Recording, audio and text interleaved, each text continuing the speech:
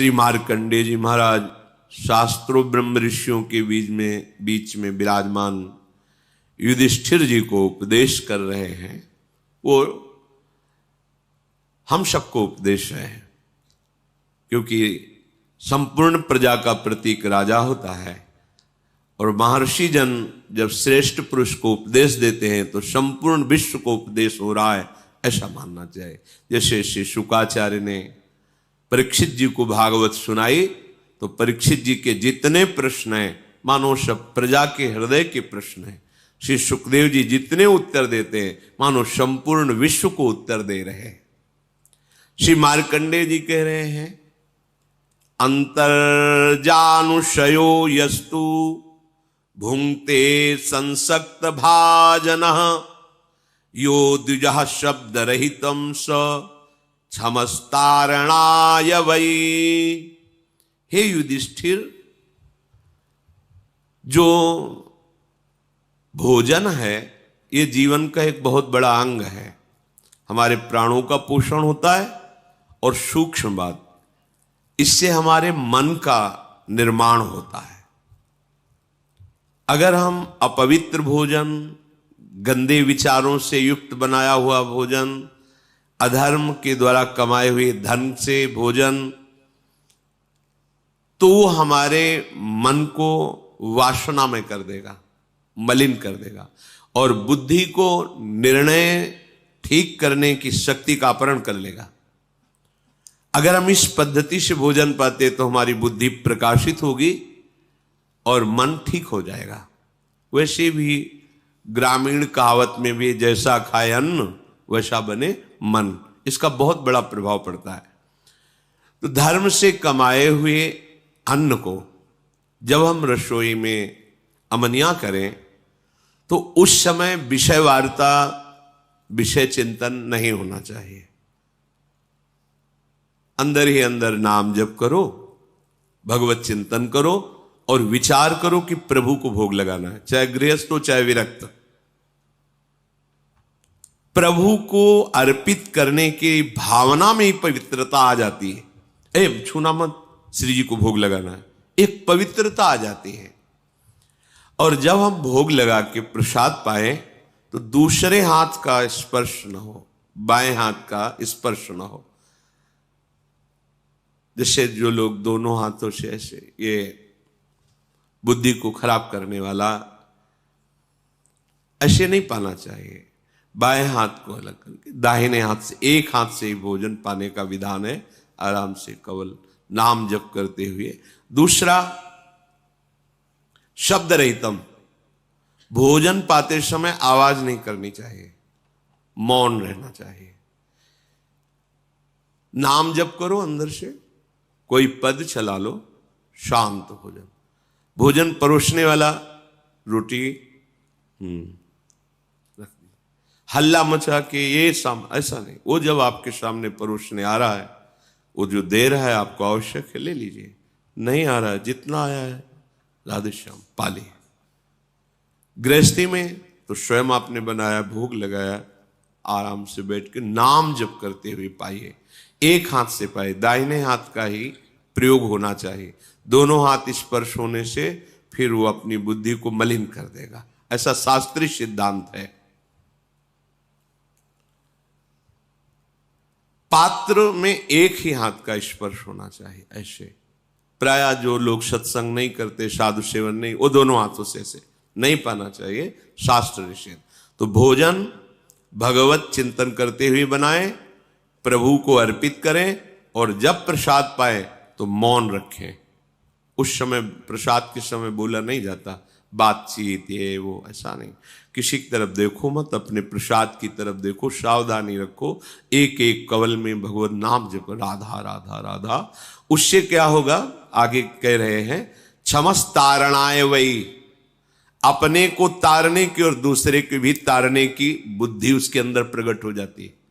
हम लोगों की आज जो बुद्धि मलिन है ना, मनमानी आचरण करने का आदेश कर रही है, उसका कारण यही है। बहुत तरह से हम अपनी बुद्धि को अपवित्र करते रहते हैं। आहार पूरे जीवन का आधार है। भोजन ठीक है तो सब ठीक हो जाएगा।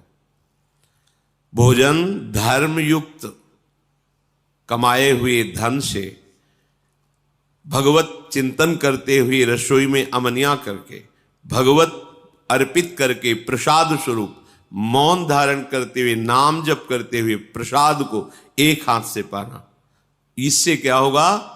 कह रहे हैं सा क्षमस तारणाए वही, वो अपने को भी तारने में समर्थ है और दूसरे को भी तारने में समर्थ हो जाएगा। क्या होगा?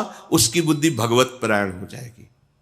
और इसके विपरीत जूता पहने हैं, अब जैसे आप समय देखो कलयुग का, आप जैसे भोजनालय में कहीं, जिन्हें होटल आदि कहते हैं, वहां पाने गए तो आप जूता थोड़ी उतारते हैं, हाथ थोड़ी धोते हैं, कुल्ला थोड़ी करते हैं, पशुवत आचरण। ऐसे ही जूता पहने हुए ऐसे क्या कैसा बना हुआ है, कोई निर्णय नहीं, तो बुद्धि कहां जा रही है?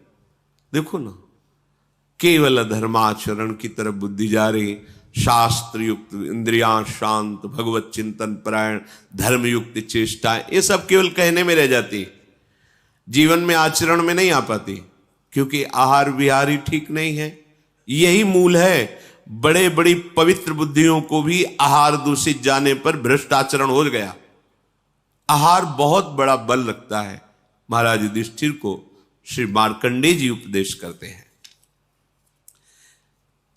अपान पान गदितास्तथान्ये ये दुजातयः जपन्ति संहितां सम्यक् ते नित्यं तारण क्षमाः।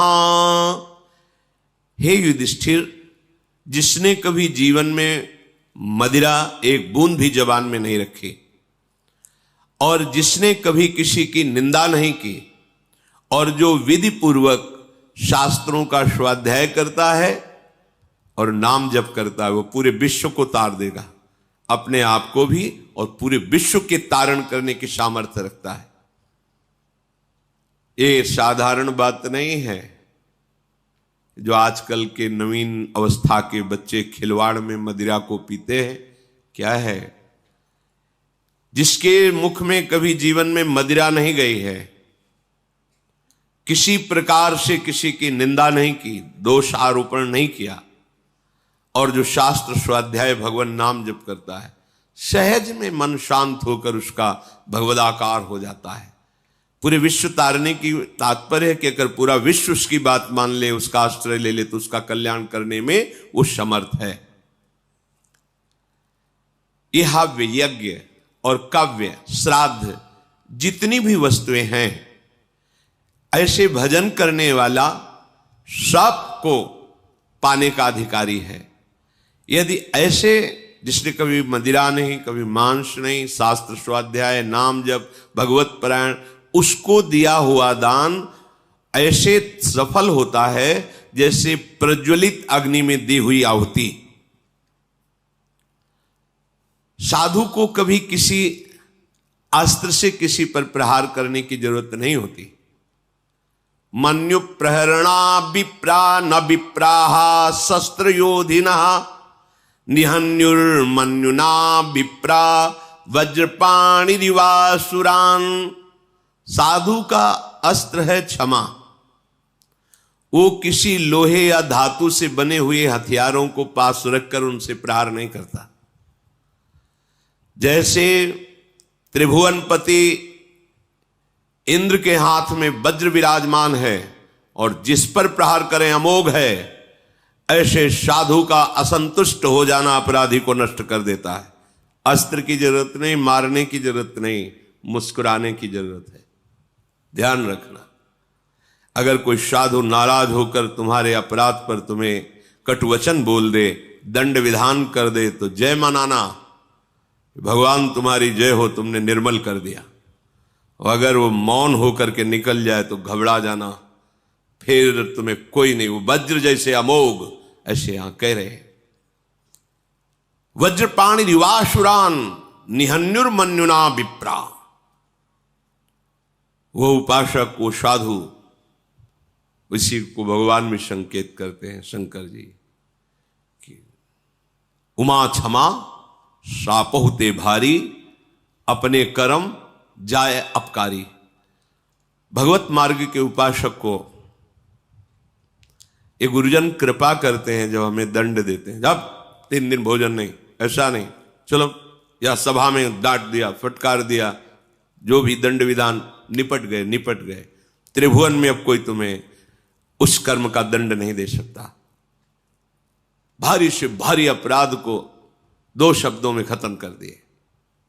अगर वो मौन हो गए और उसके विषय में कुछ नहीं बोला, शांत रह गए, तो ये अब अमोघ वज्र है, अब इसे तुम नहीं झेल पाओगे। समय आने पर वो जो अपना प्रभाव प्रकाशित करेगा, नष्ट हो जाएगा।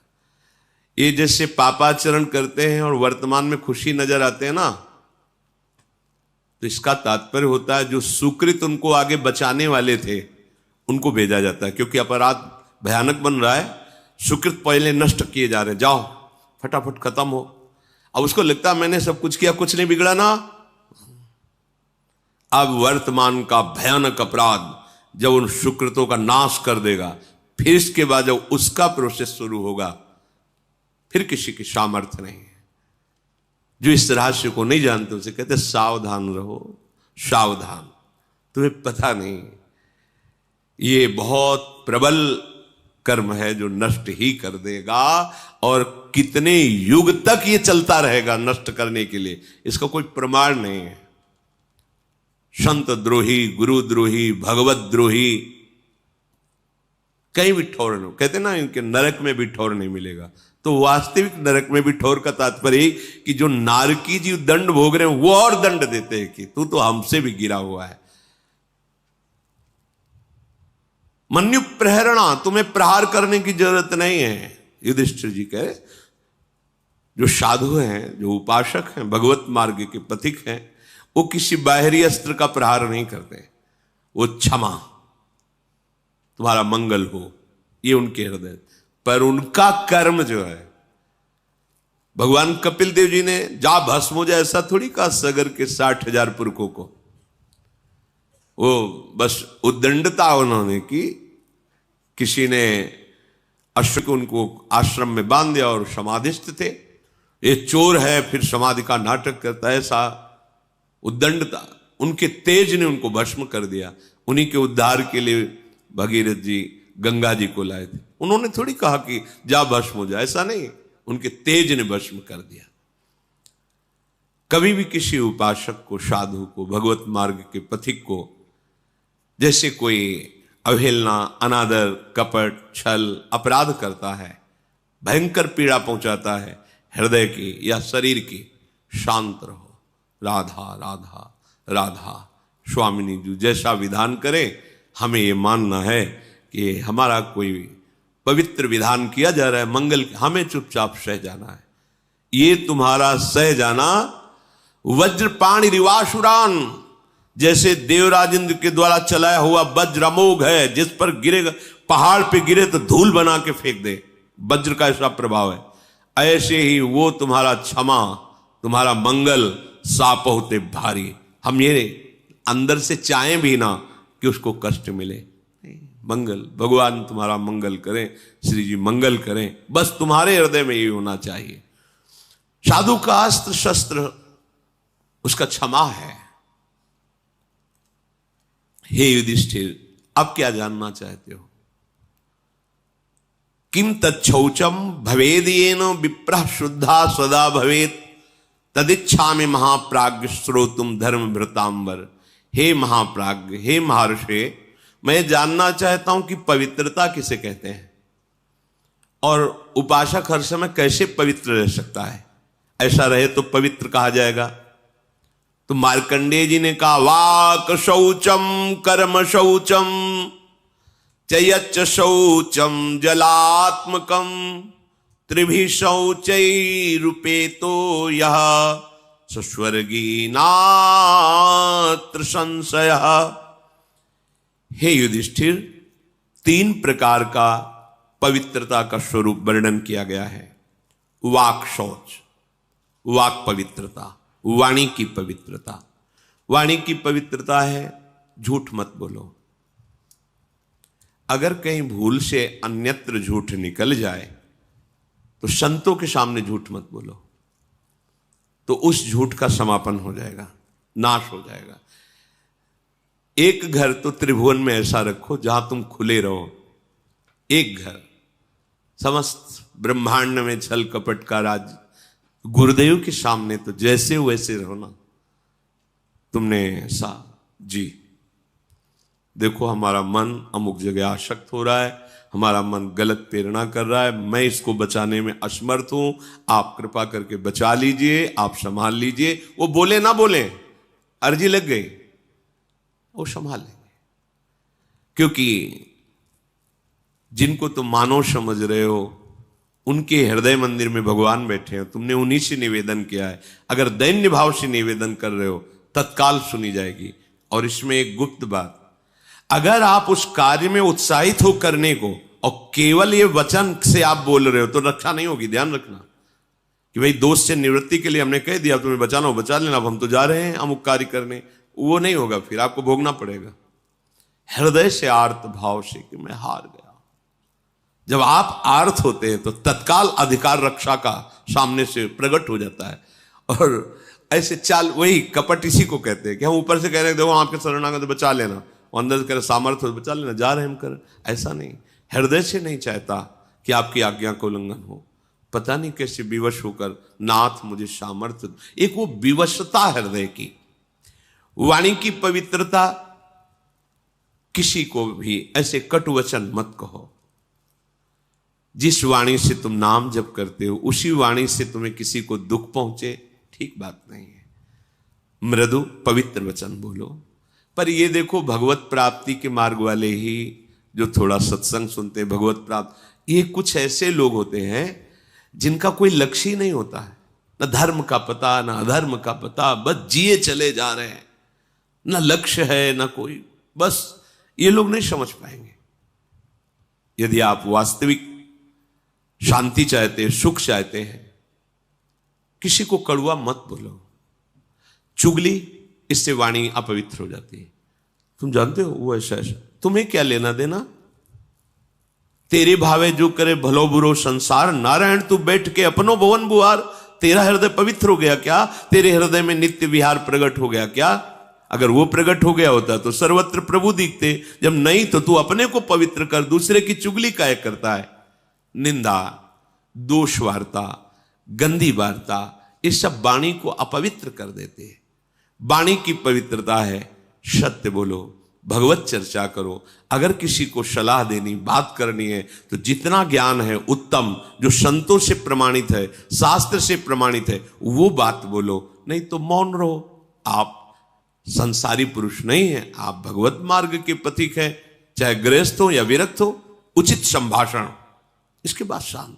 व्यापार आदि में बात करना, व्यापार आदि को लेकर, वो पूजा है, क्योंकि वो कर्म अर्थ प्राप्ति के लिए हो रहा। अर्थ प्राप्ति, परिवार सेवा, ठाकुर सेवा, संत सेवा, इनके लिए तो मूलतः वो धर्म ही होगा। आप व्यापार में जो वार्ता करते हैं, आप ऑफिस में जो वार्ता करते हैं, बिल्कुल भगवत रहित दिखाई दे रही, लेकिन उसका मूल लक्ष्य है आपका कि अर्थ मिले, और अर्थ से परिवार का पोषण, साधु महात्माओं की सेवा और ठाकुर की, वो मूल धर्म ही हो गया। तो वाणी की पवित्रता, सबसे वाणी से सबसे ज्यादा अपराध बनते हैं। इस पर ध्यान नहीं दिया जाता। मनमानी जो है बोल लिया, क्या है आपको पता है? आप जो बोलते हैं वो सब आकाश में अभी स्थित है। जैसे कलकत्ता में हो रहा है प्रोग्राम, वो वाणी वहां प्रकट हो रही, वहां गाया जा रहा है, और यंत्र यहां से पकड़ रहा है। कैसे पकड़ रहा है? वो कलकत्ता जाके थोड़ी पकड़ रहा है, वो शब्द आकाश में फैल गया। अब उसके पकड़ने की सामर्थ्य तो यहीं से पकड़ लेगा वो। अमेरिका की बात यहां सुन लो तो क्या हुआ? अमेरिका पहुंच गया क्या हमारा यंत्र? नहीं, वो यहीं पकड़ रहा है, क्योंकि वो शब्द ब्रह्म में है, आकाश में फैल गया। अब उसको जहां से यंत्र से पकड़ो वहीं से सुन लो। तो ये नहीं कि तुमने बोला वो खत्म हो गया, वो सुरक्षित है। अगर वो सत्य बोला है तो उसका फल मिलेगा, असत्य प्रमाण की जरूरत नहीं, वो खुद प्रमाणित है।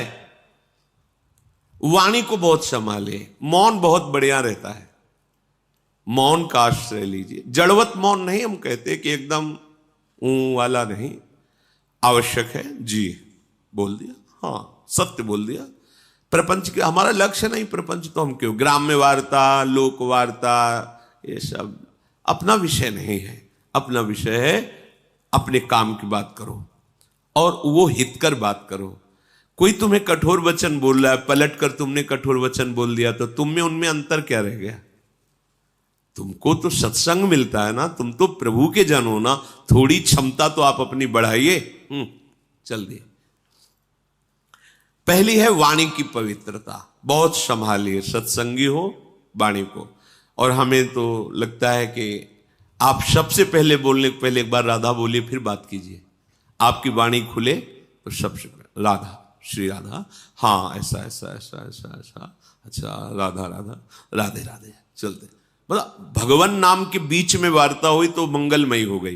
प्रारंभ का शब्द और अंतिम शब्द राधा होना चाहिए आपका, क्योंकि आप स्वामी जी के परिकर हैं। याद रखिए। सुनो, हाँ नहीं, सुनो राधा जी बोलिए। और ये हमने अभ्यास कई उपासकों से के देखा, राधा राधा राधा, हाँ ऐसा राधा राधा राधा, नाम उच्चारण।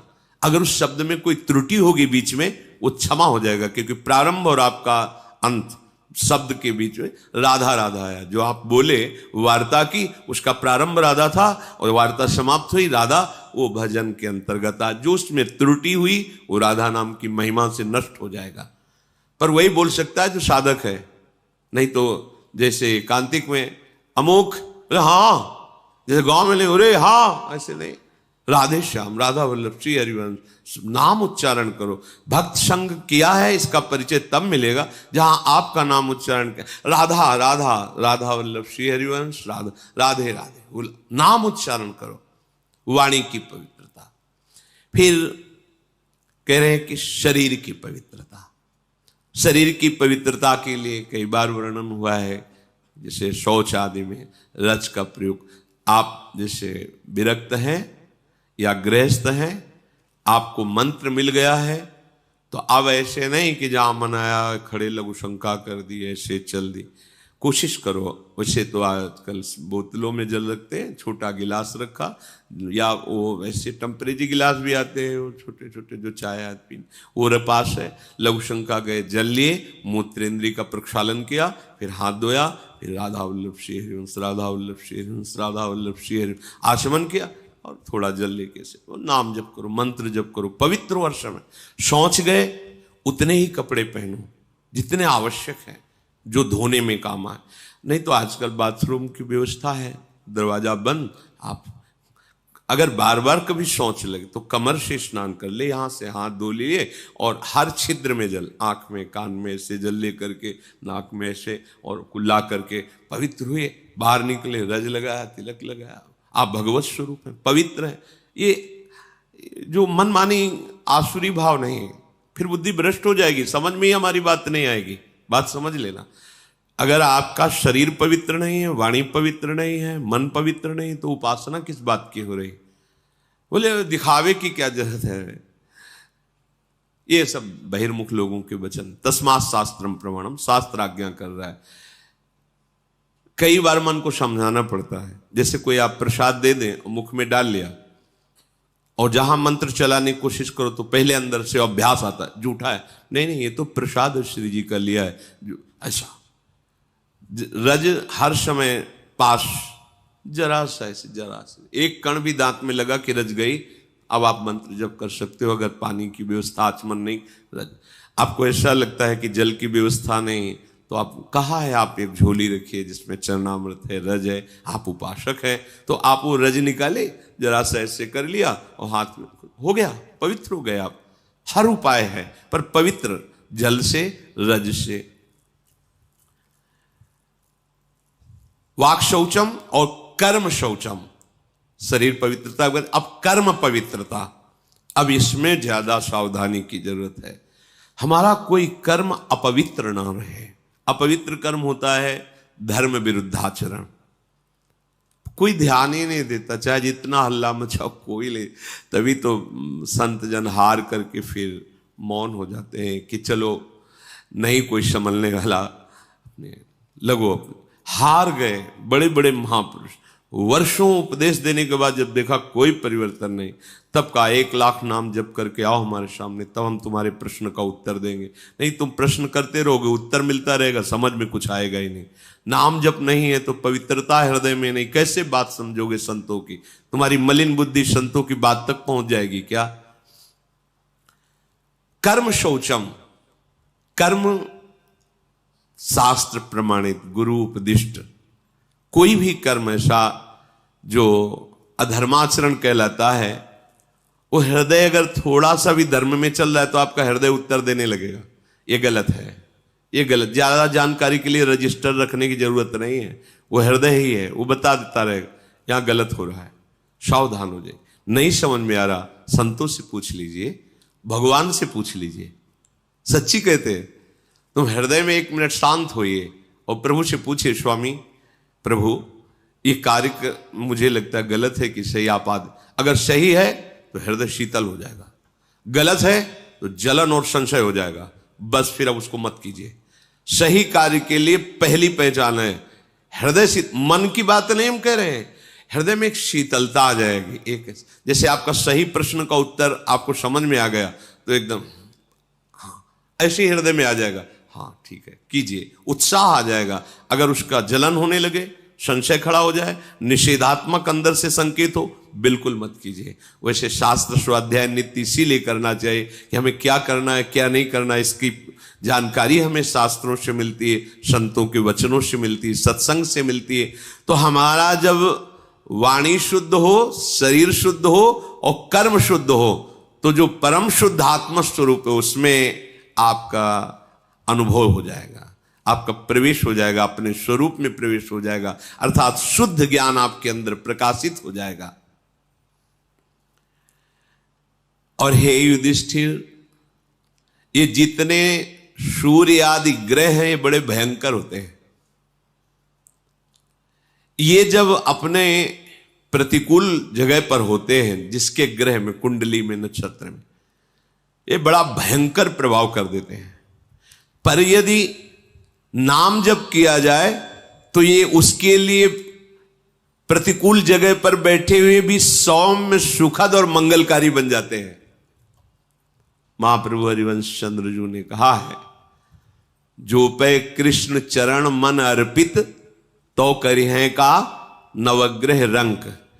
ये बेचारे नवग्रह तुम्हारा क्या बिगाड़ लेंगे यदि कृष्ण चरण में मन तुम्हारा अर्पित है। राधा राधा राधा, समझो ये जितने ग्रह हैं बड़े भयंकर हैं। प्रतिकूल जगह पर बैठे हों तो बड़े बड़े को नष्ट कर देते हैं। पर कह रहे जो जप परायण है, नाम जप करता है, उसके लिए प्रतिकूल जगह पर बैठे हुए भी, बोले 7.5 शनिचर चल रहा है, वो वहां बैठा जरूर है पर वो सौम्य होगा आपके लिए, सुखद होगा आपके लिए, मंगलकारी होगा। क्या? नाम जप। अगर भगवान की शरण में हो, भगवत सन्मुख हो, नाम जप कर रहे हो, तो कोई भी प्रतिकूल स्थान पर बैठा हुआ, विपरीत स्थान पर बैठा हुआ ग्रह आपका अनिष्ट नहीं कर सकता, और उल्टा वो आपको सुखद, सौम्य और मंगलकारी होगा। अब लोग इन सब के लिए बाहरी उपायों में भटकते हैं कि ऐसा है तो ऐसा कर ले। कुछ नहीं, नाम जप करो, इससे सब ठीक हो जाएगा। जो उपासक नाम जप करता है तो भयंकर रूप वाले, सूक्ष्म रूप रख के प्रवेश करने वाले, क्रूर कर्म कराने वाले, ये जो राक्षसी भाव है, ये उसके हृदय में प्रवेश नहीं करते, आक्रमण नहीं करते। सर्वे नानुगतम चैनम दारुणाहा पिसितासनाहा घोर रूपा महाकाया दर्शयंती द्विजोत्तमम। जो जप परायण है, नाम जप करता है, तो यहां घूमते रहते हैं अव्यक्त रूप से भूत प्रेत पिशाच, भयंकर आसुरी राक्षसी स्वभाव वाले। जब आप अपवित्र हैं, भगवत विमुख हैं, देखो उनके कर्म कैसे थे। अरे यार घोर राक्षस है, बिल्कुल दया नहीं आई, ऐसा कर दिया, तो उसके ऊपर आविष्ट हो गया। ये सूक्ष्म रूप से रहते हैं। जैसे किसी को भूत दिखाई थोड़ी देते हैं, पर आवेश हो जाता है, बोले मैं अमुक हूं अमुक हूं, क्योंकि वो अपवित्र है, भगवत विमुख है, उसके लिए द्वार खुला है, उसको दंड देने के लिए उसके अंदर प्रवेश कर गया। भयंकर रूप वाले या सूक्ष्म रूप वाले या विशालकाय, क्रूर कर्मा, गलत कर्म कराने वाले, ये जो राक्षस हैं, जो आसुरी भाव हैं, ये जप परायण पर कभी आक्रमण नहीं कर सकते। इसलिए राधा राधा राधा बड़ा भयंकर है संसार, तुम्हें समझ में नहीं आ रहा। राधा राधा राधा राधा।